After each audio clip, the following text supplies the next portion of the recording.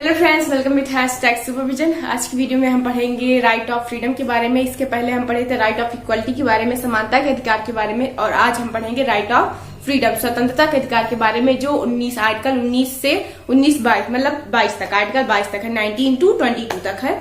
ठीक है, तो ये फंडामेंटल राइट का सेकंड पार्ट है। सेकंड पार्ट का first part right of equality था, तो सेकंड पार्ट या सेकंड टॉपिक समझ लीजिए राइट ऑफ फ्रीडम, स्वतंत्रता का अधिकार। तो मेरी पूरी कोशिश रहेगी जैसे आपको फर्स्ट पार्ट समझ में आया, वो कंप्लीटली हमने अच्छे से सीखा, वैसे ये भी हम एकदम अच्छे से कंप्लीटली सीखे, जैसे कोई भी क्वेश्चन आपका यहाँ से फंसने ना रहे, आपका और मेरा और जो भी ये पढ़ रहा हो सबका। ओके, स्टार्ट करें। तो मैं आपको बता दूं कि आर्टिकल 19 को भारत की संविधान की रीढ़ की हड्डी कहा जाता है, the backbone of constitution. Backbone constitution किसको कहा जाता है? आर्टिकल 19 को। अब आर्टिकल 19 को बैकबोन ऑफ कॉन्स्टिट्यूशन क्यों कहा जाता है? क्योंकि आर्टिकल 19 में देखो, आर्टिकल जो राइट ऑफ इक्वलिटी थी, राइट ऑफ इक्वलिटी में क्या इंसान की समानता के बारे में बताया गया कि मतलब जो भारत में जो लोग रहते हैं उनको कैसे समान रखा जाता है, मतलब वो कैसे एक तरीके से समान रूप में रहते हैं। अब आर्टिकल 19 में बताया जाता है कि जो भारत में लोग रहते हैं उनको क्या क्या स्वतंत्रताएं मिली हैं, वो किस तरह से स्वतंत्र है, वो अपनी जिंदगी को कैसे जी सकते हैं, किस मायने पे जी सकते हैं, स्वतंत्रता उनकी कहाँ तक है। ठीक है, इसके बारे में बताया गया। तो अब एक इंसान की स्वतंत्रता के बारे में बताया जा रहा है, तो वो इम्पोर्टेंट है कि नहीं? आगे वाले से ज्यादा इंपॉर्टेंट है। तो इसको इसीलिए कहा गया है the constitution, the backbone of constitution. Okay, तो हम इसके बारे में डिस्कस करें। इतना पता चल गया ना कि constitution, backbone of the constitution किसको कहते हैं? तो आर्टिकल 19 को बैकबोन ऑफ द कॉन्स्टिट्यूशन कहते हैं। ओके, स्टार्ट करते हैं। देखो, मैं आपको पहले बता दूं, पहला जो हमारा आर्टिकल 19 में पहला जो हमारा राइट है, आर्टिकल 19 में क्या है? Right of freedom. तो आर्टिकल 19 में राइट ऑफ फ्रीडम में जो पहला फर्स्ट है फ्रीडम, हमारी फर्स्ट फ्रीडम क्या है? Right of expression. Right of expression मतलब अभिव्यक्ति की स्वतंत्रता। अब अभिव्यक्ति की स्वतंत्रता से आप क्या समझते हैं? देखो, अभिव्यक्ति का मतलब क्या होता है कि हम जो चीज चाहते हैं, जो चीज हमें अच्छा लगता है, जैसे हम कभी खुश होते हैं, कभी हम दुखी हो जाते हैं, कभी हम शौक हो जाते हैं, कभी हमें कोई चीज नहीं पसंद आती, तो उसको हम कैसे एक्सप्रेस करते हैं, कैसे हम दिखाते हैं, वो हमारी फ्रीडम है। उसको कोई ये रोक नहीं सकता, यार कैसे मुंह बना रहा तू, तो उसको ये रोक नहीं सकता, क्योंकि वो हमारा एक्सप्रेशन का, हमारे पास फ्रीडम है। हम चाहे जैसे मुंह बनाए, हमारा मन, हम जिस कंडीशन पे चाहे जिस तरह मुंह बनाए, ये हमारा क्या है? फ्रीडम है। तो राइट ऑफ एक्सप्रेशन मतलब अभिव्यक्ति की स्वतंत्रता। अब हम इसके बारे में पढ़ते हैं, जो मैंने 4-5 स्वतंत्रता लिखी है उसके बारे में डिस्कस करते हैं। ठीक है, तो पहली स्वतंत्रता है बोलने की स्वतंत्रता। इसको तो सब लोग जानते होंगे। अब इंसान जो बोलना जानता है, जो नहीं बोलना जानता, हम उसकी बात नहीं करते। जो बोलना जानता है, अब उसको मुंह मिला है, आवाज मिली है, तो बोलेगा तो है ही ना, बोलेगा कि नहीं बोलेगा? तो उसको बोलने की स्वतंत्रता किस आर्टिकल के तहत दी गई है? आर्टिकल 19 के राइट ऑफ एक्सप्रेशन के तहत। अब बोलना एक सीमित, कोई कहे कि आपको इतने दायरे में रह के बोलना है, आपको इतना ही बोलना है, आपको इतने दायरे में रह के बोला, तो आपको कैसा लगेगा? मैंने कहा घुमा के मार दे। तो अब कोई आपको जज करने लगे कि आपको देखो दिन भर में आपको 100 शब्द बोलना है, इससे ज्यादा नहीं बोलना है, तो आपको गुस्सा लगे कि नहीं गुस्सा लगे कि अरे मेरी आवाज, मेरा मुंह हमको 100 शब्द बोलने के लिए बोल रहा है। देखो, तो इसी तरह, इसीलिए बोलने की स्वतंत्रता राइट ऑफ एक्सप्रेशन में मिली। अब देखो, आप कुछ भी बोल सकते हो, कुछ भी किसी से पूछ सकते हो। अब देखो, right of information, right of information, आप ये देखो मैं लिखती हूँ, राइट ऑफ इंफॉर्मेशन, इसको 2005 में लाया गया था। देखो, इसके पहले क्या था कि हम बोल सकते हैं, लेकिन पूछने की स्वतंत्रता कौन देगा? राइट ऑफ इंफॉर्मेशन पूछने की स्वतंत्रता क्या देगा? तो देखो, हम जैसे बोल सकते हैं उसी तरह हम किसी से कुछ पूछ सकते हैं। अब जैसे मैं आपसे कोई क्वेश्चन पूछूं तो आप उसका आंसर दोगे कि नहीं दोगे? नहीं दोगे। अगर आ रहा होगा तो आप तुरंत दोगे, नहीं आ रहा होगा तो आप इधर उधर मुंह बनाओगे, लेकिन आप एक्सप्रेशन दोगे जरूर। तो राइट ऑफ इंफॉर्मेशन और राइट ऑफ स्पीच, बोलने की स्वतंत्रता और पूछने की स्वतंत्रता, दोनों किस में नहीं थे? आर्टिकल 19 के फर्स्ट में, राइट ऑफ एक्सप्रेशन में। ठीक है, तो बोलने की स्वतंत्रता और पूछने की स्वतंत्रता समझ में आई। नेक्स्ट है मौन रहने की स्वतंत्रता। मौन रहने की स्वतंत्रता के बारे में बात करें तो आपको मैं स्कूल टाइम में लेकर चलती हूँ, अपने स्कूल टाइम में चलते हैं। तो स्कूल टाइम में क्या होता है, जब हमारे यहाँ किसी की डेथ हो जाती थी तो हम लोग 2 मिनट का मौन रखते थे ना, आंखें नीचे करके ऐसे। मौन रखने का मतलब ये नहीं कि हम 2 मिनट मौन रखेंगे तो जिस इंसान की डेथ हो गई वो दोबारा फिर से उसी शरीर में आ जाएगा। अगर ऐसा कुछ हो जाएगा तो फिर भूत हो जाएगा, फिर कहते हैं भूत भूत भूत। तो ऐसा कुछ नहीं है कि हम मौन रखेंगे तो वो इंसान फिर से जिंदा होगा। मौन रखने का मतलब है कि यहाँ पे हम अपने दुख को मौन रख के एक्सप्रेस कर रहे हैं। अपने जो हमारे अंदर की दुख है उसको हम रो के, गा के, चिल्ला के नहीं बता रहे कि नहीं नहीं नहीं कोई मर गया, उसको हम बता रहे मौन रख के। अब स्कूल में तो मौन रखा जाता ना, तो हम उसको मौन रख के व्यक्त कर रहे हैं कि हाँ भाई ये जो इंसान मर गया है या जो चला गया है वो अच्छा था, अच्छी पर्सनालिटी थी, अच्छा काम करता था, इसलिए हम इसकी आत्मा की शांति के लिए 2 मिनट का मौन धारण करते थे ना। तो वो हमारी एक एक्सप्रेशन है कि वो हम अपने दुख को, अपने शोक के एक्सप्रेस को कैसे एक्सप्रेशन करते हैं, ठीक है, एक्सप्रेस करते हैं। तो ये एक तरीके से स्वतंत्रता हो गई कि नहीं। अभी अब क्वेश्चन में आ जाए कि मौन धारण रखने की स्वतंत्रता किस आर्टिकल के तहत दी गई है, then your answer is article 19 का first A, article 19 A, right of expression. अगर उसमें ऑप्शन में होगा राइट ऑफ एक्सप्रेशन तो you tick off right of expression. Okay, तो मौन रखने की स्वतंत्रता किसमें है, right of expression, article 19 A. अब मौन रखने में मैं आपको एग्जांपल और दूं, कभी कभी लोग गुस्सा हो जाते हैं तो कोई तो पीछे पड़ जाता है,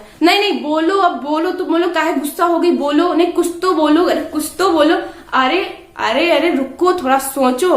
अगर थोड़ा से भी कॉन्स्टिट्यूशन पढ़े हो, समझे हो, तो आपको ये पता होना चाहिए कि अगर कोई इंसान चुप हो गया है, मौन हो गया है, तो उसको अधिकार है भाई, मौन रहने दो उसको, ना उसके पीछे पड़ो कि नहीं नहीं बताओ बताओ बताओ बताओ, क्यों क्यों क्यों, कैसा क्यों हुआ, कैसे कैसे क्यों, मतलब ऐसे पीछे पड़ जाते। तो आप ऐसा नहीं कर सकते, उसको वो फ्रीडम है, वो मौन रह सकता है, उसको ये अधिकार है राइट ऑफ एक्सप्रेशन के तहत। आप पढ़े लिखे हो तो आपको इतना पता होना चाहिए, ठीक है। तो एक तरीके से ये अधिकार हो गया कि मौन रहने का अधिकार हो गया। Next media. अब मीडिया को देखो, मीडिया इतना बोलती है, मीडिया का कितना एक तरीके से कितना बड़ा काम होता है, कितना कोई छुपा से छुपा रुस्तम, मतलब उसको उठा के बाहर निकाल के रख देती, कोई बड़ा से बड़ा काम को उठा के बाहर निकालती, कोई खराब से खराब काम को बता देती, अच्छे से अच्छे काम, मीडिया का यही काम ही है। अब बताओ अगर मीडिया को स्वतंत्रता ना होती तो कल को किसी के घर में मान लो कोई बड़ा नेता है, वो बहुत बड़ा कांड कर दिया, अब उसको स्वतंत्रता नहीं है, तो वहां पे कैसे जाके वहां पे इंक्वायरी कर सकता है भाई कि आप ऐसा ऐसा क्यों किए, कैसे किया, आप बताइए, मुझे विस्तार से बताइए, डिटेल में बताइए, आप प्रूफ देके बताइए। ऐसा कुछ मीडिया बोलते नहीं, प्रूफ दीजिए, प्रूफ दीजिए, प्रूफ दीजिए।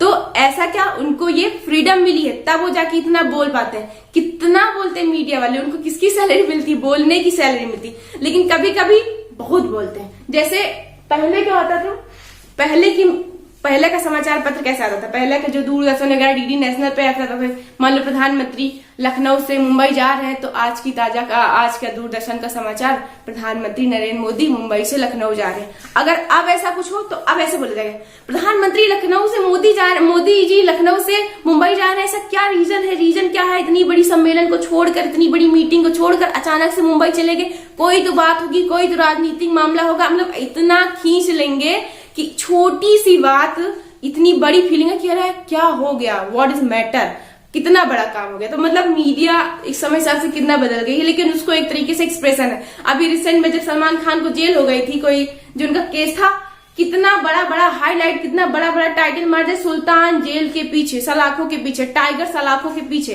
पहली बार बॉलीवुड का सुल्तान, हेन तेन, मतलब कई तरीके से। तो एक तरीके से वो बोल रहे हैं, आपको अच्छा लगे या ना लगे इज नॉट मैटर, ये उनकी क्या है, फ्रीडम है।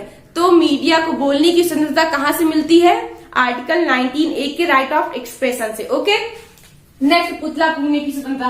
पुतला फूकने की स्वतंत्रता देखो, जब हमको किसी का काम नहीं अच्छा लगता, किसी नेता का काम नहीं अच्छा लगता, तो हम उसका पुतला फूकते हैं। पुतला कैसे फूकते हैं कि अब पुतला फूकते क्या नेता को थोड़ा उठा के फूक देते, कि नेता को उठा के फूक देते हैं वो जल जाता है, ऐसा कुछ पॉसिबल ही नहीं है। तो अगर हमको किसी नेता का काम नहीं पसंद आ रहा है, कोई ऐसा काम किया हो जिससे हमारे अंदर का आक्रोश बहुत ज्यादा बाहर आ गया हो, या बहुत ज्यादा से भीड़ जो महफिल भड़क गई हो, तो वो पुतला फूक के अपना गुस्सा प्रदर्शन करती है, अपना आक्रोश को बाहर निकालती है, एक्सप्रेस करती है कि देखो हम आपके इस काम से बहुत क्रोधित है, गुस्सा है, आप इस काम को सुधारिए, तो वो पुतला फूकती है। तो अगर अभी क्वेश्चन में आ जाए कि पुतला फूकने की स्वतंत्रता किसमें है, तो पुतला फूकने की स्वतंत्रता 19A में, आर्टिकल 19A में, मतलब right to expression, right to expression मतलब अभिव्यक्ति की अधिकार। तो पुतला फूकने का अधिकार समझ में आ गया। पुतला मेरे सामने, मैं तो लाइव एक बार देखी, जब मेरा स्कूल टाइम था, मैं आ रही थी तो पिटरिया में जब पीके मूवी आई थी, तो पीके का विरोध हो रहा था, उसमें आमिर खान का पुतला फूका जा रहा था, आमिर खान मुर्दाबाद मुर्दाबाद मुर्दाबाद ऐसे नारे लगा जा रहे थे, मैंने देखा था, ठीक है। झंडा लहराने की स्वतंत्रता देखो, झंडा लहराने की स्वतंत्रता एक स्वतंत्रता। अभी मैं आपको एग्जांपल दूं उसका, तो जब हमारे यहाँ इंडिया मैच जीत जाती है तो स्टेडियम में जो लोग बैठे रहते हैं, यो झंडा यहाँ से उठता है, यहाँ से ऐसे ऐसे ऐसे ऐसे झंडा लहराता है कि नहीं लहराते, तो मतलब वो हमारी खुशी है। देखो हमारी टीम जीत गई, तो हम अपना झंडा लहरा के वो अपनी खुशी व्यक्त कर रहे हैं कि अब हम बहुत खुश हैं। तो क्या है, हमारा एक एक्सप्रेशन है, वो हमारी खुशी की एक क्या है, एक्सप्रेशन है, अपनी खुशी को हम एक्सप्रेस करें, अभिव्यक्त करें। तो उसमें हमको कोई रोक नहीं सकता कि हाँ जो जिसकी टीम हार गई हो वो काय झंडा लहरा रहा है मेरे खोपड़ी पे, तो उसको हम नहीं, वो इसको उसके पास ये राइट नहीं, वो रोक नहीं सकता, क्योंकि हमारे पास अधिकार है, वो ऐसा कुछ हो तो वही झंडे से कहो मार हो जाए, आसपास में बैठे हो। तो झंडा लहराने की स्वतंत्रता कहाँ है, झंडा लहराने की स्वतंत्रता किसमें निहित है, तो आर्टिकल 19 के राइट ऑफ एक्सप्रेशन में। समझ में, ये सारे क्वेश्चन है, झंडा लहराने की स्वतंत्रता, मौन धारण रखने की स्वतंत्रता, बोलने चलने या पूछने की स्वतंत्रता, मीडिया की स्वतंत्रता, ये सारे क्वेश्चन है। ओके, नेक्स्ट आरटीआई, मैंने बताया कि आपको right of information, right of inquiry या राइट ऑफ इंफॉर्मेशन, आप आरटीआई 2005 में इसको लाया गया था, 2005 में। ओके, इसके बाद देखो मैं आप ये राइट ऑफ एक्सप्रेशन समझ, आपको जो बाकी को जो है 6-7 वो आपको बहुत इजीली समझ में आएंगे। देखो अब बोलने की स्वतंत्रता में क्या होता है, जब हम अच्छा बोलेंगे, अच्छे लोगों के बीच में अच्छा बोलेंगे तो एक सभा बनेगी कि नहीं बनेगी। अच्छा बोलेंगे तो बहुत, जब देखो आप देखो जब हम अच्छा बोलते हैं, कहीं मान लो कहीं भाषण चल रहा हो, मोदी जी का भाषण, मोदी जी कितना अच्छा बोलते हैं तो कितनी बड़ी मात्रा में इस तरीके से सभा, भीड़ लग जाती, सभा बन जाती है, असेंबली बन जाती है कि नहीं बन जाती, सभा बन जाती। जब हम अच्छा बोलते हैं, एक्सप्रेशन अपना करते हैं तो वहां पे सभा बन जाती है। क्या बन जाती है, सभा बन जाती है। तो हमको क्या, सभा बनाने की भी स्वतंत्रता, असेंबली करने की स्वतंत्रता है। अब सभा बन जाती है तो देखो अच्छा बोलेंगे तो अच्छे लोग, अच्छा बोलेंगे तो सभा बनेगी, मतलब लोग इकट्ठा होंगे। अब लोग इकट्ठा होंगे तो हम संगठन बना सकते हैं कि नहीं बना सकते, संगठन बना सकते हैं। मतलब एक लोगों को जोड़कर, अच्छे लोगों के या जो लोग उस पार्टी से रिलेट करते हो उनको जोड़कर हम एक संगठन बना सकते हैं। संगठन मतलब क्या, तो एसोसिएशन बना सकते हैं, संगठन बना सकते हैं। अच्छा बोलेंगे तो सभा बनेगी, सभा से हम संगठन बना सकते हैं, समझ में आया, संगठन बना सकते हैं। अब देखो मैं आपको बता दूं कि सभा हो गई, संगठन हो गया। अब एक स्वतंत्रता आती है, बाद संचरण की स्वतंत्रता, फ्रीली मूव मतलब हम स्वतंत्र होकर कहीं भी आ जा सकते हैं, कहीं भी आ जा सकते हैं। आपका कहीं भी मन, चौथा आर्टिकल क्या है, चौथा पॉइंट क्या है, संचरण। चौथा मतलब चारों तरफ संचरण, चारों ओर आप घूम सकते हैं, दिल्ली बंबई मतलब अपने भारत में कहीं भी घूम सकते हैं, कहीं भी जाके घूम टहल सकते हैं। सच, अब मान लो घूमते घूमते आप दिल्ली घूमने गए, अब आपको दिल्ली में घूमते घूमते अच्छा लग गया तो दिल्ली में आप बस जाइए। ऐसा करिए, दिल्ली से आइए ही नहीं, 6 महीने 4 महीने घूमिए, आपको दिल्ली बहुत अच्छी लगे, दिल्ली के दिल वाले लोग बहुत अच्छे लगे तो आप वहीं पे बस जाइए, दिल्ली में क्या बस जाइए। अब दिल्ली में आपको बसने की मतलब रेजिडेंट और सेटल होने की स्वतंत्रता क्या है, बसने की, तो बसने की स्वतंत्रता यही मिलती, बस जाइए। अब बताइए, अब दिल्ली में बस गए हो तो घर द्वार तो खरीदोगे ना कि फुटपाथ पे रहोगे। अरे फुटपाथ पे 1-2 महीने रह सकते हो क्या, पूरी जिंदगी फुटपाथ पे रहोगे, तो आपके पास घर द्वार जमीन जायदाद तो होनी चाहिए ना। तो संपत्ति की स्वतंत्रता किसमें थी, अभी हम इसके बारे में डिस्कस करेंगे बाद में। तो संपत्ति की स्वतंत्रता, संपत्ति की फ्रीडम आर्टिकल 6 में, आर्टिकल 6 में, 19 का 6 में, ठीक है। उसके बाद अब संपत्ति हो गई, संपत्ति आपके पास हो गई।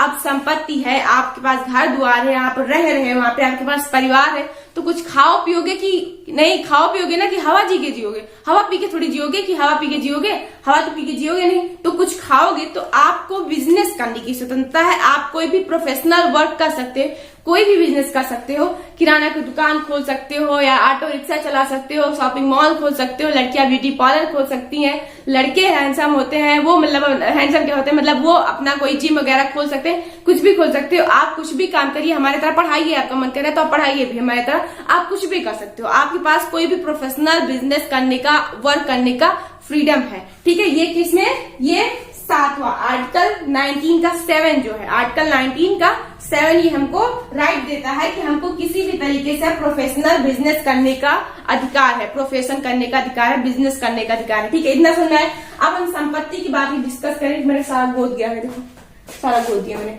संपत्ति के अधिकार की डिस्कस, देखो संपत्ति का अधिकार पहले जब संविधान बना तब था, जब बाबा भीमराव अम्बेडकर ने बनाया तब संविधान था, लेकिन संपत्ति का अधिकार यहाँ पे क्या हुआ, जैसे मान लो किसी की जमीन, किसी की खुद की जमीन है। अब मान लो भारत में रेल की पटरी बिछाई जा रही, ट्रेन की पटरी बिछाई जा रही, अब वहां बीच में किसी की जमीन आ गई, तो मान लो ठीक है, हाँ जिसकी 4-5 बीघा आ गई वो दे दिया, लेकिन मान लो जिसका थोड़ा सा आधा 1 बीघा है वो कह रहा हम नहीं देंगे, ये जमीन हमारी उनकी है, उन्होंने दहेज में मिला था, उनके पापा ने दिया था, ये मेरी पुश्तैनी जमीन है, अब हम नहीं देंगे। अब बताओ, अब वो नहीं दे रहा है, अब अगर आप इसकी जबरदस्ती ले लोगे, अगर सरकार जबरदस्ती जमीन ले लेगी तो ये सुप्रीम कोर्ट में चला जाएगा। सुप्रीम कोर्ट में क्यों जाएगा, क्योंकि देखो मौलिक अधिकार का रक्षक कौन, मैंने किसको बताया था, सुप्रीम कोर्ट को बताया था ना। तो सुप्रीम कोर्ट क्या कहेगा, देखो भाई सुप्रीम कोर्ट की आंख में तो पट्टी बंधी रहती है, जो भी आए वो प्रूफ लेके आए, नहीं तो आंख में पट्टी रहती है, ऐसे औरत रहती तलवार खड़े, जो नहीं आएगा प्रूफ लेके खच काट के लग जाओ,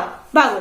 तो मतलब आए हो तो अब सुप्रीम कोर्ट मौलिक अधिकार की रक्षा करता है। देखो सुप्रीम कोर्ट मौलिक अधिकार की रक्षा करता है तो वो कहेगा देखो भाई मौलिक अधिकार में संपत्ति का अधिकार दिया गया है, आप ऐसा करिए कि उसकी जमीन छोड़ के रेल की पटरी घुमा लीजिए। ले रेल की पटरी घुमा लेगा, अब यहाँ फिर आगे चलो, फिर थोड़ी देर पे आ गया, फिर वो कह रहा हम अपनी जमीन नहीं लेंगे, फिर रेल की पटरी घुमा लो। रेल की पटरी भी छा रहे हैं कि जलेबी छान रहे हैं? ऐसा कुछ होता कि नहीं होता? तो इसलिए इस अधिकार को आर्टिकल 6 से मतलब 19 के 6 से हटाकर इसको 300A में रख दिया गया कानूनी रूप से कि अगर आपकी जमीन अगर बीच में आ रही है, अगर सरकार कोई सा काम करवा रही है और आपकी जमीन बीच में आ रही है तो आपकी जमीन वो ले ली जाएगी और उसके जहां पे आपको दूसरा मुआवजा दे दिया जाएगा। ठीक है, तो इसलिए इस अधिकार को हटा के कहाँ रख दिया गया? कानूनी अधिकार में रख दिया गया, क्योंकि मौलिक अधिकार को कोई कानून नहीं छीन सकता। हमने आपको बताया था कोई कानून नहीं छीन सकता, कोई व्यक्ति नहीं छीन सकता मौलिक अधिकार को, लेकिन कानूनी अधिकार को कोई व्यक्ति नहीं छीन सकता, लेकिन कानून छीन सकता है। तो इसलिए इसको उठा के कहाँ रख दिया गया?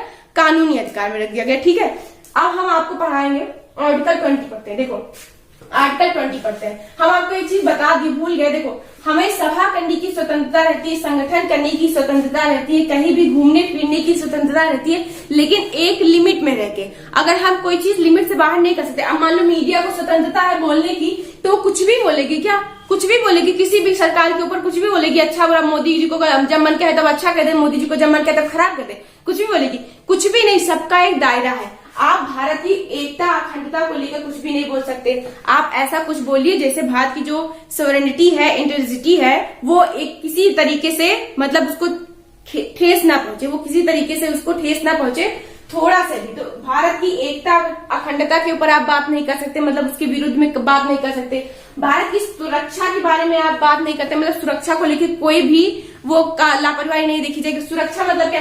अब आपको कह दिया जाए संचरण की स्वतंत्रता है, आपको घूमने फिरने की स्वतंत्रता है, तो क्या आप चले जाओगे सियाचिन के बॉर्डर पे जाके कहो कर्नल सर हो, मुझे कहा नहीं कर्नल सर थोड़ा सा हटिए, हम भी देखेंगे कि सियाचिन घाटी कहाँ है, देखे कहाँ देखे मारे चाट सियाचिन घाटी देखने आया है यहाँ पे, वो थोड़ी सुरक्षा है कि नहीं सुरक्षा है? तुमको भारत कम पड़ गया जो आए हो सियाचिन घाटी देखने की, देखे सियाचिन घाटी कहाँ है? ऐसा कुछ होता है क्या?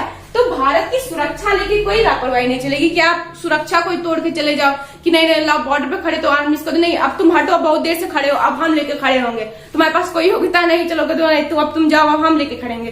तो नहीं, ऐसा कुछ नहीं। आपके पास स्वतंत्रता है लेकिन सब चीज लिमिट में है। ठीक है, आपके पास स्वतंत्रता है लेकिन आप पब्लिक को डिस्टर्ब नहीं कर सकते कि आपके पास गाना सुनने की स्वतंत्रता है तो जाओ बीच चौराहे पे डीजे रख के बजा के नाचो वहीं पे। आपको इसी स्वतंत्रता नहीं है कि आपको पब्लिक को डिस्टर्ब कर सकते हो, ये स्वतंत्रता नहीं है। ठीक है, आप किसी के मोरल को नहीं ठेस पहुंचा सकते। मोरल मतलब आत्मसम्मान, किसी के आत्मसम्मान को नहीं ठेस पहुंचा सकते, उसको बुरा भला उल्टा सीधा नहीं कह सकते कि कोई आराम से आदमी बैठा है, अब आप बढ़िया मस्तमौलन जा रहे हैं मस्तमौले अंदाज में, अब उसको जाके रुक के कहो नहीं क्या हाल चाल बताइए, आप ऐसे क्या ऐसे, मतलब उल्टा सीधा बोलने लगो, उसको गाली देने लगो, तो क्या उसको गुस्सा आएगी कि नहीं आएगी? उसको आपको भी पड़ेगा, वो उसको भी पड़ेगा, मतलब मार हो जाएगी। तो आप किसी के आत्मसम्मान को एक तरीके से ठेस नहीं पहुंचा सकते, किसी के मोरल को नहीं ठेस पहुंचा सकते।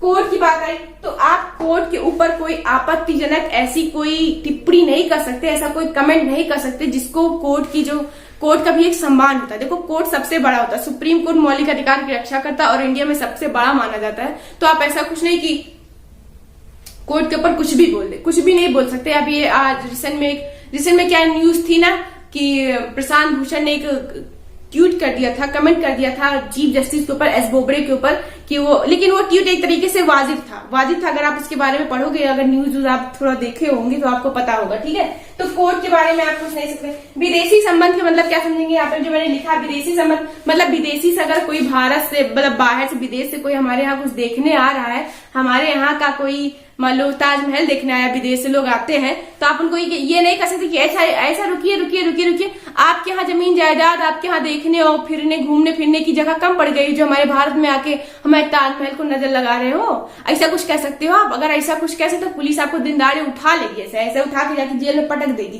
कि क्या बात करे फालतू की। तो नहीं हमको स्वतंत्रता है, तो ये स्वतंत्रता नहीं है, आपको ये फ्रीडम नहीं है कि आप कोई बाहर से घूमने फिरने आए तो आप उसको उल्टा सीधा कहो, ठीक है। विदेशियों के साथ आप उल्टा सीधा संबंध उनके साथ नहीं क्रिएट कर सकते कि वो बाहर कोई आए तो आप उनको उल्टा सीधा बता दो, ठीक है। तो ये हमने आपको बताया आर्टिकल 19 के बारे में। समझ में आया आपको? समझ में आया। अब हम आर्टिकल 20 के बारे में पढ़ते हैं। देखो, आर्टिकल 20 का मतलब होता है दोष सिद्ध से संरक्षण। दोष सिद्ध से संरक्षण मतलब क्या होता है? Protection from conviction. Protection from conviction मतलब कि एक तरीके से, जैसे हम आपको बता रहे हैं, देखो फर्स्ट में अपराध के समय का कानून। जैसे होता है कि आज के जमाने में होता है कि आजकल के लोग जो बड़े लोग होते हैं, अमीर लोग होते हैं, वो बिना फालतू के, गरीब लोग मान लो उनका कहना नहीं माने या उनकी जमीन जायदाद लेके कुछ ऐसे लफड़ा चल रहा हो, बिना फालतू के जाएंगे FIR करवाएंगे, जो ठीक है। तो इसमें ये बताया गया है कि आप किसी के ऊपर FIR करके उसको गिरफ्तार नहीं करवा सकते। मतलब सिर्फ FIR करके किसी व्यक्ति को गिरफ्तार नहीं किया जा सकता। उसके लिए सॉलिड क्या चाहिए? प्रूफ चाहिए, सबूत चाहिए, ठीक है। इसके अंदर कुछ अधिकार दिए गए हैं। अधिकार ये कि अपराध के समय जो कानून होगा उसी कानून के हिसाब से आपको सजा मिलेगी। पनिशमेंट उसी कानून के हिसाब से मिलेगी जो उस समय, जिस समय आप अपराध किए रहे होंगे उसी समय के हिसाब से, ठीक है। दूसरा है कि एक अपराध के लिए एक बार सजा मिलेगी, आपको 4 बार उसी अपराध के लिए सजा नहीं मिलेगी। देखो, और मैं आपको बताऊं अपराध के समय कानून। अब मान लो कि आज मैंने किसी का हाथ तोड़ दिया, वैसे मैं तोड़ूंगी नहीं, किसी का हाथ तोड़ दिया, 2000 कौन चला? 21 चला। अब 21 में ये रूल है कि अगर कोई किसी का हाथ तोड़ देता है तो उसको 2 साल की सजा होगी, ठीक है। अब हमारा केस मतलब उठते बैठते किसी तरह से लेट अपराध होते, तारीख पे तारीख मिलते मिलते जब वहां पहुंचा, सुप्रीम कोर्ट में पहुंचा तो 2023 आ गया या 24 आ गया, तो उसमें रूल हो गया कि 2024 में जो किसी का हाथ तोड़ेगा उसको 10 साल की सजा हो जाएगी। तो अब बताओ, हम गुनाह किए हैं, क्राइम किए हैं 2021 में, किसी का हाथ तोड़े हैं, तब सजा थी कि 2 साल की सजा। अब 2025 में हमारी केस की सुनवाई हो रही तो सजा हो गई 10 साल की। अब बताओ हमें किसके हिसाब से पनिशमेंट मिलनी चाहिए? 2021 के हिसाब से। किसके हिसाब से? 2021 के हिसाब से। जब मैंने जो पनिशमेंट की, जब मैंने जो क्राइम किया था उसी के हिसाब से हमें सजा मिलेगी, ठीक है। तो इसका मतलब ये अपराध के समय का कानून के हिसाब से आपको सजा मिलेगी। नेक्स्ट, एक अपराध के लिए एक बार सजा मिलेगी। इसका एग्जाम्पल मैं दूं लालू यादव को, तो जो चारा यादव फंस गए थे, नहीं चारा यादव कह रहे हैं, चारा घोटाले में फंस गए थे। अभी उनकी 2021 में पनिशमेंट पूरी हो जाएगी। अब वो पता लगा 2021 में पनिशमेंट पूरी करके आ रहे हैं अपने जेल से, अब 2024 में वो फिर से चुनाव में खड़े हो जाए तो आपको नहीं आप चुनाव में नहीं खड़े हो सकते, आपने चारा घोटाला किया था, चलो फिर से जेल चलो, फिर से जेल चलो, तो ऐसा कुछ थोड़ी हो सकता। अरे वो भाई एक बार अपना पनिशमेंट पूरा करके आ गया है कि नहीं, अब आप अभी उसी क्राइम के लिए उसको एक बार फिर से उठा के जेल में रख दोगे क्या? तो ऐसा कुछ नहीं है। एक अपराध के लिए सिर्फ एक बार सजा मिलेगी। कितनी बार? एक बार। आप उसको बार बार उसी अपराध के लिए नहीं पटक सकते कि चलो फिर से चलो जेल में, फिर से चलो जेल में, ठीक है। खुद के विरुद्ध गवाही नहीं दे सकते। मतलब खुद के विरुद्ध गवाही मतलब क्या होता है? जैसे हम लोग के यहाँ घर में क्या होता है, हम लोग छोटे बच्चे होते हैं, जब मान लो कोई चीज, हमें अपनी एग्जांपल देती हूँ, मैं बचपन में बहुत चोरी करती थी, खाने पीने की चीज बहुत चोरी करती थी। तो अगर मान लो जो चीज मैंने नहीं भी लिया है वो भी हमसे कबूला जाता था, तो तुम ली हो नहीं बताओ तुम ली हो, अब तुम कहो कि हाँ हम लिए हैं, जबरदस्ती कहो कि हाँ हम लिए हैं, ऐसा कुछ होता था। तो कहा गया है कॉन्स्टिट्यूशन में, सबकी बात को ध्यान रखते हुए कहा गया कि आप खुद के विरुद्ध गवाही नहीं दे सकते। खासकर जो पुलिस होते हैं, पुलिस क्या होते हैं, अगर किसी ने कोई गलती नहीं भी की है तब भी उसको कबुला लेंगे कि हाँ हम किए, तुम किए हो, नहीं कहो कि हम तुम किए हो। मैं आपको एक स्टोरी बताऊं। देखो, एक बार US और UK और अमेरिका की पुलिस की कंपटीशन करवाई गई। उसमें कहा गया कि ठीक है, एक खरगोश को जंगल में छोड़ा जा रहा है, अब देखते हैं कौन कितनी जल्दी खरगोश को पकड़ के लाता है। तो सबसे पहले US की बारी आई। US गया, खरगोश को लाया पकड़ के, 3 घंटे में अपना सैटेलाइट लाइट सेट करके लेके गया जल्दी से, मतलब कहाँ खरगोश का पैर पड़ा है, कितनी स्पीड से दौड़ा है, सब पकड़ के 3-4 घंटे में वो घने जंगल से खरगोश को पकड़ लाए, ठीक है। UK की बारी आई तो UK ने यही काम 2 घंटे में किया। कितने घंटे में किया? 2 घंटे में किया। वो अपने सेना उना को भेजा जल्दी सब, मतलब बहुत सारी सेना को इकट्ठा भेज दिया और जल्दी से पकड़ के ले आए, 2 घंटे में ले आए। अब इंडिया की बारी आई तो जब इंडिया की पुलिस जंगल में गए तो 1 महीने तक लौटे ही नहीं। कितने महीने? 1 महीने तक बाहर ही नहीं आए। तो भैया बहुत परेशान हो गए सब लोग कि अरे, सब UK वाले US वाले सब परेशान हो गए कि इंडिया लोग कहीं इनको शेर बाघ तो नहीं खा गए जंगल में। तो गए ढूंढने, तो उन्होंने देखा कि ऐसे 2 ठू बांस बांध के और बांस के ऊपर एक सुअर बांध के 4 पुलिस उसको पीट रहे हैं और एक पुलिस उसे कह रहा है कहो कि हम खरगोश है, कहो कि हम खरगोश है, बोलो कि हम खरगोश है। उसे कह रहा है बोल, और 4 पुलिस पीटे जा रहे कि बोल तू खरगोश है, तू कहे कि हाँ हम खरगोशी है। तो उसे मतलब कबला रहा था सुअर को कि हाँ हम खरगोश है, सुअर को क्या बना रहा था, खरगोश। अब जब सब लोग देखे तो सबके हट्टे पट्टे गुम। तो मतलब पुलिस हमारे यूपी की, खासकर यूपी की पुलिस ऐसी होती है। तो क्राइम जो होता है, क्राइम जो करता है वो कहता है हमको पुलिस कस्टडी में मत दीजिए, हमको जुरिडिक्शन कस्टडी में दे दीजिए, हम वहां पे सही रहेंगे, वहां पे 1-2 साल अगर एक्स्ट्रा में रहने को मिलता है तो हम रह लेंगे, लेकिन पुलिस कस्टडी में नहीं रहेंगे। अगर नहीं तो क्राइम नहीं भी किए तभी कहना पड़ेगा हाँ हम किए हैं, इतना मारती कुछ कहने का है। ठीक है, तो आपको ये समझ आया, आर्टिकल 20 समझ आया, दोष सिद्ध के विरुद्ध मतलब संरक्षण, दोष सिद्ध से संरक्षण, प्रोटेक्शन फ्रॉम कन्विक्शन। ठीक है, ये आर्टिकल एक ऐसा आर्टिकल है जो कभी समाप्त नहीं होता, कभी बंद नहीं होता, ये आर्टिकल कभी बंद नहीं होता। मतलब चाहे कितना भी अकाल पड़ जाए, चाहे जो इमरजेंसी पड़ जाए, सारी मौलिक अधिकार, सारे फंडामेंटल को एक समय के लिए रोक दिया जाएगा, बंद कर दिया जाएगा या छीन लिया जाएगा थोड़ी देर के लिए इंसान से, लेकिन इस आर्टिकल को कभी बंद नहीं किया जा सकता, मतलब कभी इसको स्टॉप नहीं कर सकते। अभी क्वेश्चन आ जाए कि किस आर्टिकल को कभी बंद नहीं किया जा सकता, तो आर्टिकल 20 को। ओके, इतना समझ में आया। अब हम अभी थोड़ी देर में दूसरा पढ़ते हैं। ठीक है, तो अब हम पढ़ेंगे आर्टिकल 21 और 22 के बारे में लास्ट, उसके बाद हमारा ये सेशन खत्म होगा। ठीक है, 21 में देखो, आर्टिकल 21 में बताया गया है प्राण एवं दैहिक स्वतंत्रता, लाइफ एवं पर्सनल लिबर्टी। लाइफ एवं पर्सनल लिबर्टी मतलब क्या समझ रहे हैं? देखो, लाइफ में आपको सही पर्यावरण में, मतलब शुद्ध पर्यावरण में रहने की स्वतंत्रता है कि आप स्वच्छ पर्यावरण में रह सकते हो। तभी तो आपने एक रूल पढ़ा होगा कि जो गाड़ी सबसे पॉल्यूशन देती है, अगर उसका पॉल्यूशन फेल हो गया, मतलब वो ज्यादा धुआं दे रही है, तो उस गाड़ी को अरेस्ट करके थाने में डाल दिया जाता, छोड़ देता था, उठा लिया जाता वहीं पे। ठीक है ना, तो मतलब आपको स्वच्छ पर्यावरण में रहने की स्वतंत्रता है लाइफ में। दूसरा, आपको आत्महत्या करने की स्वतंत्रता नहीं है। आपकी जिंदगी तो है आपकी, लेकिन आपको सुसाइड करने की स्वतंत्रता नहीं कि आप अपने आप को मार सकते हो। ठीक, जो सुसाइड कर लिए मर गए तो कोनो बात नहीं, मर गए, लेकिन अगर बच गए तो आर्टिकल मतलब धारा 309, आर्टिकल मतलब आईपीसी के तहत, आईपीसी धारा 309 के तहत आपको सजा दी जाएगी कि व्हाई यू कमिट सुसाइड। पूछा जाएगा आपसे भाई कि आपने ऐसा क्यों किया, आपको क्या ऐसी प्रॉब्लम है जो आपको सुसाइड करने की जरूरत पड़ गई। मतलब आप भारत के एक सदस्य हो, आप भारत का एक अंग हो, ऐसे बिना बताए किसी से आप नहीं जा सकते, आप सुसाइड नहीं कर सकते। जब आपको ऊपर से बुलाया तभी आप जाइए। ठीक है, तो आपको आत्महत्या करने की भी स्वतंत्रता नहीं है। अब यहाँ से आप क्वेश्चन बनाना स्टार्ट करो कि किस आर्टिकल के तहत हमें आत्महत्या करने की स्वतंत्रता नहीं दी जाती है, तो आर्टिकल 21 के तहत। ठीक है, article 21 life and personal liberty के तहत। तीसरी आती है हेल्थ की बात। देखो, आपको मैं एग्जांपल दूं, बढ़िया एग्जांपल इसका, कोरोना का। तो देखो, कोरोना इतना आया था, इतना बड़ा, अभी प्रेजेंट टाइम में चल भी रहा है, इतना बड़ा संकट है और काफी कुछ मात्रा में हर तरफ से देखो तो लॉस ही हो रहा है।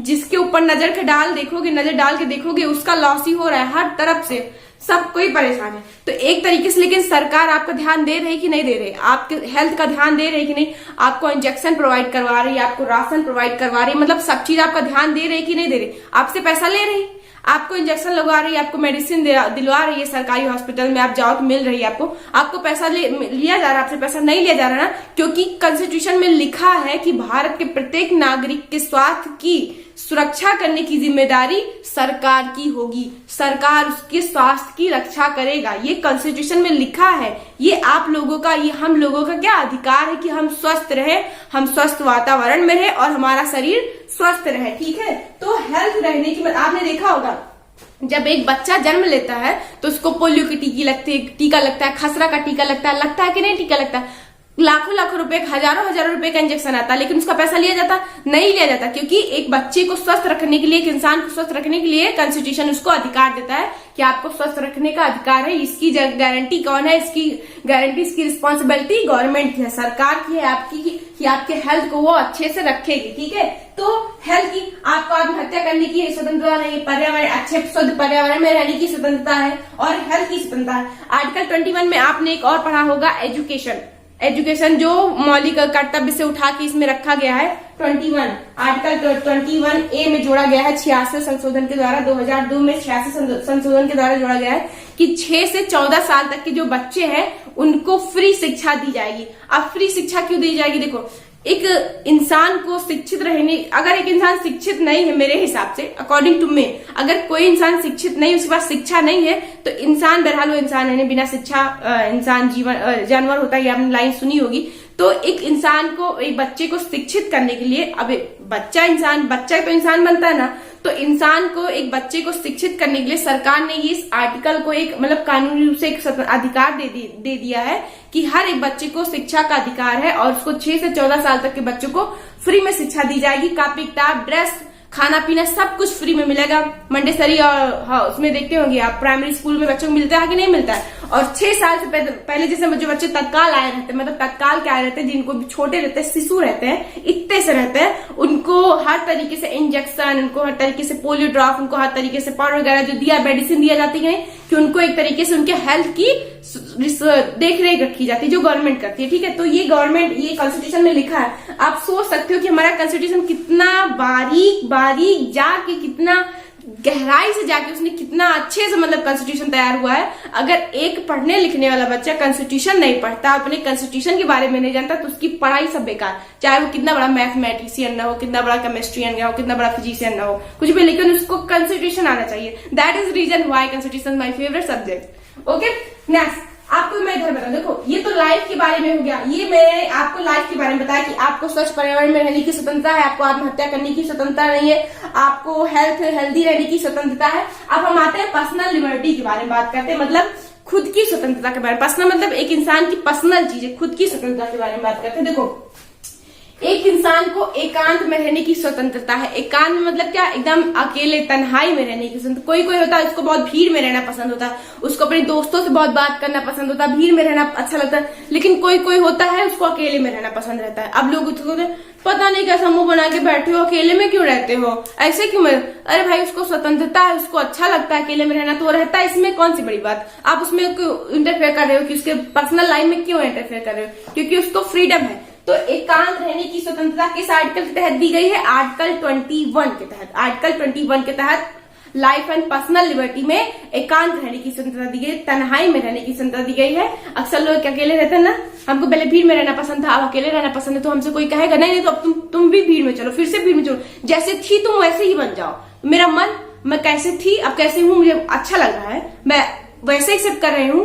अभी मैं आपको एक शायर सुनाऊं, तो एक शायर ने कहा था कि मेरी तन्हाई पे हंसने वालों, जरा भीड़ में देखो कि आपका अपना कौन है। ठीक है, तो आपको एकांत में रहने की स्वतंत्रता है, विदेश जाने की स्वतंत्रता है, विदेश यात्रा, आप कहीं भी यात्रा कर सकते हो, विदेश में आप कहीं भी जा सकते हो, पूरी दुनिया में आप कहीं भी घूम सकते हो, आपको घूमने की पूरी स्वतंत्रता। आपको कोई नहीं रोकेगा कि आप इंडियन हो तो आप ब्रिटिश कहे जा रहे हो, आप मालदीव कहे जा रहे हो, आप ब्राजील कहे जा रहे हो, आप यूएई कहे जा रहे हो, कोई नहीं बोलेगा आपको। आपकी स्वतंत्रता, आपके पेश में, जेब में पैसे हैं, आप जाओ जहां मन कहता है तहां जाओ। ठीक है, उसके बाद आता है निजता का अधिकार। निजता में क्या होता है? प्राइवेसी। निजता में क्या होता है? प्राइवेसी। अब हर एक पर्सन के पास प्राइवेसी होता है, पर्सन प्राइवेसी, हर एक पर्सन के पास प्राइवेसी। मेरी खुद की प्राइवेसी अलग है, आपकी खुद की प्राइवेसी अलग है, आप कुछ और चाहते होगे, हम और कुछ चाहते हैं। ठीक है, सबकी प्राइवेसी अलग है। अब जैसे हम अभी यहाँ पे पढ़ा रहे हैं तो हमारी लैंग्वेज दूसरी है, अभी हम अपने फ्रेंड्स से बातें करेंगे तो हमारी लैंग्वेज दूसरी है, हम अपने घर में बातें करेंगे तो हमारी लैंग्वेज दूसरी है, हम किसी से लड़ाई करेंगे तो हमारी लैंग्वेज दूसरी है। तो ये हमारी प्राइवेसी है,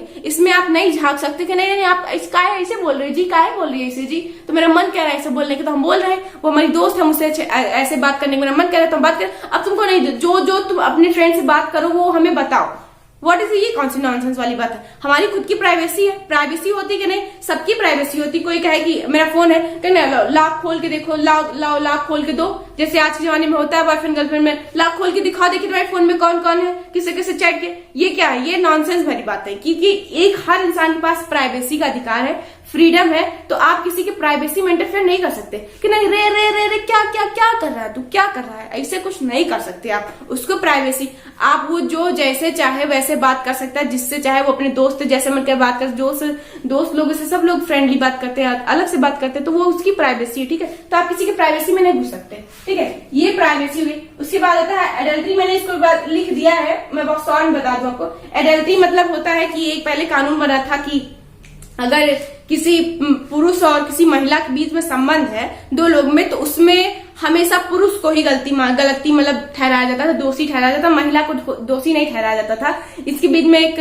केस हुआ था, दिल्ली में ऐसा कुछ हुआ था कि एक मतलब महिला एक महिला थी, कपल थे दोनों लोग, तो जो महिला थी उसके दूसरे के साथ अफेयर चल रहा था। तो एक बार उस हस्बैंड ने कहा कि लाओ मुझे अपना तुम सारा कुछ दिखाओ, फोन दिखाओ, ये दिखाओ वो दिखाओ कि कैसे तुम क्या कर रही हो। तो उसने कहा कि देखो मेरे पास खुद की प्राइवेसी है, मैं कुछ नहीं दूंगी तुमको, शादी क्या कर बांध लिए हो क्या, जो कहोगे वो करवाओगे मुझसे।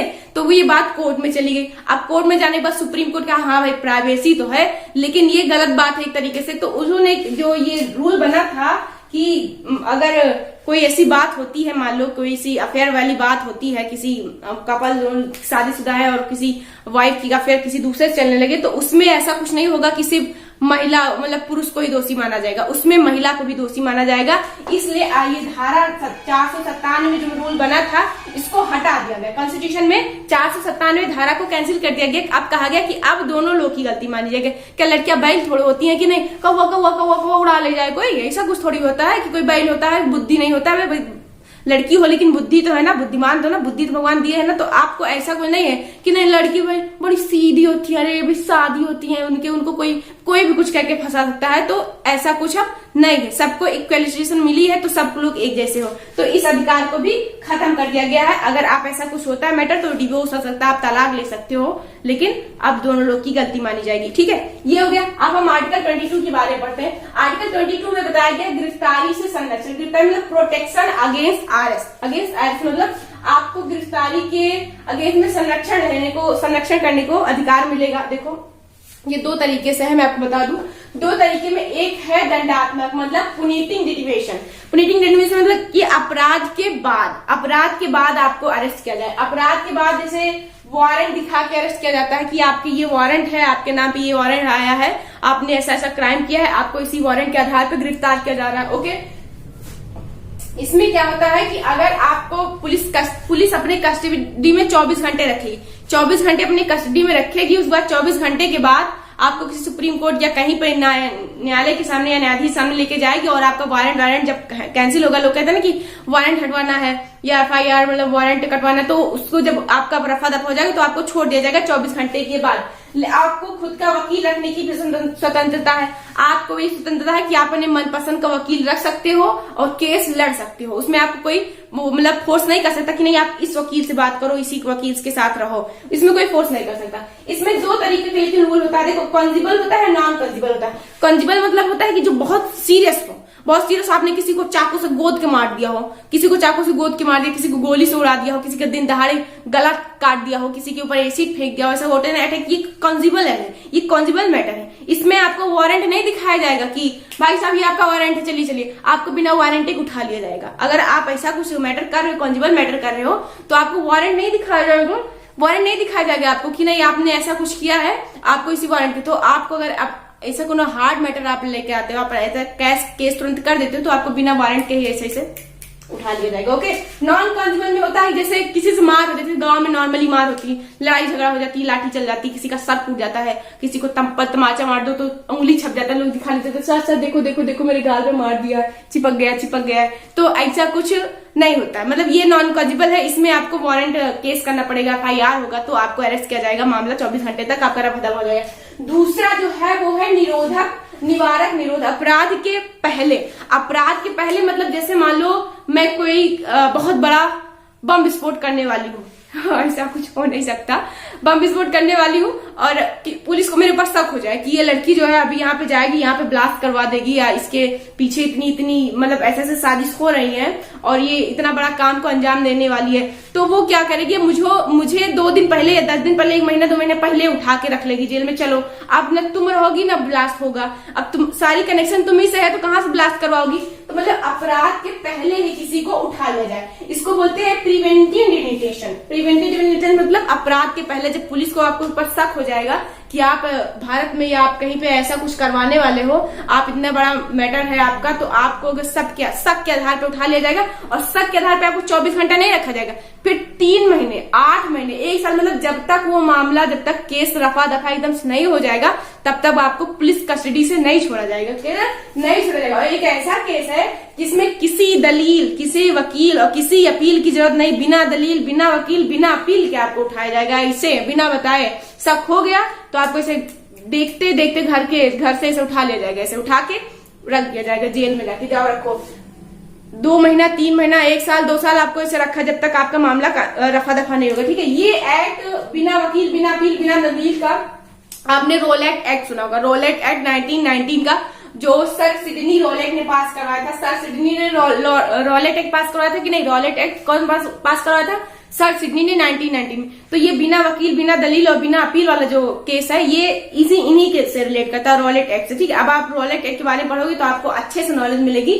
और ये जो हमारा आर्टिकल 22 है, ये काफी इंपॉर्टेंट है और काफी बड़ा चैप्टर है, बहुत बड़ी टॉपिक है। इसको मैंने बहुत ज्यादा देखकर स्टडी किया है, तो मैं इतना आपको निचोड़ के बता पा रही हूँ। बाकी अभी अगर और पढ़े तो और लंबी क्लास जाएगी। ठीक है, अब लेकिन टाइम हो गया है, तो अब आज के लिए इतना ही। आज के सेशन में हमने क्या पढ़ा? आर्टिकल 19 पढ़ा, आर्टिकल 20 पढ़ा। आर्टिकल 19 में हमने क्या क्या पढ़ा, आप एक बार रिवीजन कर लीजिए। अभिव्यक्ति, एक्सप्रेशन की पढ़ा, एक्सप्रेशन पढ़ा। सभा, देखो हम अच्छा बोलेंगे तो हमारी सभा बनेगी, सभा बनेगी तो संगठन बनेगा, हम चारों तरफ संगठन बनेगी। चार में क्या था? हम चारों तरफ घूम सकते हैं, हमारा मन कहीं आ गया मान लो रुकने का, तो हम रुक सकते हैं। तो हमको संपत्ति की जरूरत होती थी, जो वही हटा दिया गया। ठीक है, उसको हटा दो, संपत्ति के हटा दो। उसके बाद हमको रुकने के लिए प्रोफेशन, मतलब किसी वर्क की जो बिजनेस की जरूरत, तो हम बिजनेस कर सकते हैं। ठीक है, लेकिन सब चीज दायरे में रहकर कर सकते, कोई चीज बिना दायरे में नहीं कर सकते।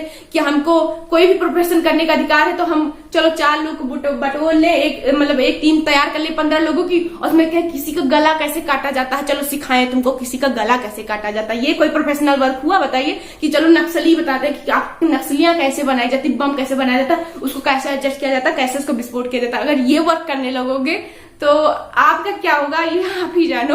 पुलिस दिन दहाड़े क्या आपको अभी बेडरूम से उठा लेके चले जाएगी आपके पीछे से। ठीक है, तो आपको ऐसा कुछ नहीं करना, सब चीज दायरे में लेके करना है, सब चीज दायरे में लेके करना। फ्रीडम मिलती है, लेकिन सब चीज आप एक्सप्रेशन में, आपको मैंने एग्जांपल नहीं दिया। एक्सप्रेशन में क्या होता है? बॉलीवुड में क्या होता है? हीरो गाता है हीरोइन के लिए, हीरोइन गाती है हीरो के लिए गाना। लेकिन भोजपुरी में कोई साली के लिए गाएंगे, भाभी के लिए गाएंगे, देवर के लिए गाएंगे, देवरानी के लिए गाएंगे, ऐसे गाएंगे। तो मतलब एक्सप्रेशन का मिसयूज कर रहे हैं। क्या कर रहे हैं? मिसयूज कर रहे हैं। उनको कुछ सेंस नहीं है कि कैसे क्या चीज बने। ठीक है, तो कहीं कहीं एक्सप्रेशन का मिसयूज भी होता है, लेकिन सब चीज एक दायरे में रहकर करना चाहिए। ठीक है, तो आज का ये हमारा सेशन था, और मुझे पूरी उम्मीद है आप लोग को अच्छा समझ में आया होगा। गर्मी भी बहुत है। ठीक है, तो आगे हम नेक्स्ट अगली बार पढ़ेंगे। ओके, आगे वाली क्लास में हम अच्छा पढ़ने की कोशिश करेंगे। अभी तो अच्छा था ना, समझ में आया सबको, मजा आया, बोर तो नहीं हुए? अगर बोर हुए तो मैं अब क्या कर सकती हूँ, मेरे पास और कुछ साधन नहीं है। एंटरटेनमेंट में करवा सकती थी, लेकिन पढ़ाई भी तो बीच में टाइम लंबा हो जाता है। Okay, thank you, keep supporting and never stop learning. Okay, take care.